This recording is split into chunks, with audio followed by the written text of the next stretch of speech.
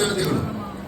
ಇವತ್ತಿಗೆ ಬಂದಿರತಕ್ಕಂಥವ್ರು, ಬರ್ದಿರತಕ್ಕಂಥವ್ರು, ನೀವು ನಿಮ್ಮ ಮನೆಗಳಲ್ಲಿ ಕೂತು, ನಿಮ್ಮ ಮನೇಲಿ ಅತ್ತೆನೋ, ತಾಯಿನೋ, ಗಂಡನೋ, ಮಕ್ಕಳು ಯಾರು ಬಂದಿಲ್ವೋ ಅವರೆಲ್ಲರ ಹೆಸರನ್ನು ಒಮ್ಮೆ ದೇವರ ಹತ್ರ ಹೇಳಿ, ಭಗವಂತ ಎಲ್ಲರಿಗೂ ಆರೋಗ್ಯ ಕೊಟ್ಟು, ಐಶ್ವರ್ಯ ಕೊಟ್ಟು, ಒಳ್ಳೆ ಜ್ಞಾನ ಕೊಟ್ಟು, ಒಳ್ಳೆ ಯಶಸ್ಸನ್ನು ಕೊಟ್ಟು ಕಾಪಾಡಪ್ಪ ಅಂತ ಹೇಳಿ ಮಂಜುನಾಥೇಶ್ವರನ ಪ್ರಾರ್ಥನೆ ಮಾಡ್ತಾ, ಹಾಗೆ ಕಾವಂದರನ್ನ ನಾವು ಪ್ರಾರ್ಥನೆ ಮಾಡ್ತಾ, ಅಂದ್ರೆ ಧರ್ಮಸ್ಥಳದ ವೀರೇಂದ್ರ ಹೆಗ್ಗಡೆಯವರನ್ನು ಸಹಿತ ನಮ್ಮ ಮನಸ್ಸಲ್ಲಿ ಪ್ರಾರ್ಥನೆ ಮಾಡಿಕೊಂಡು ಅವರ ಒಂದು ಆಯುಷ್ಯ, ಆರೋಗ್ಯ, ಅವರು ಚೆನ್ನಾಗಿದ್ದು ಮನಸ್ಸಲ್ಲಿ ಆಗಿರ್ತಕ್ಕಂಥ ಅಂದ್ರೆ ಇತ್ತೀಚಿನ ದಿನಗಳಲ್ಲಿ ಆಗಿರ್ತಕ್ಕಂಥ ಅವಘಡಗಳನ್ನ ಮನಸ್ಸಲ್ಲಿ ನೋವು ಯಾವ ವ್ಯಕ್ತಿಗಾದ್ರೂ ನೋವಿದೆ.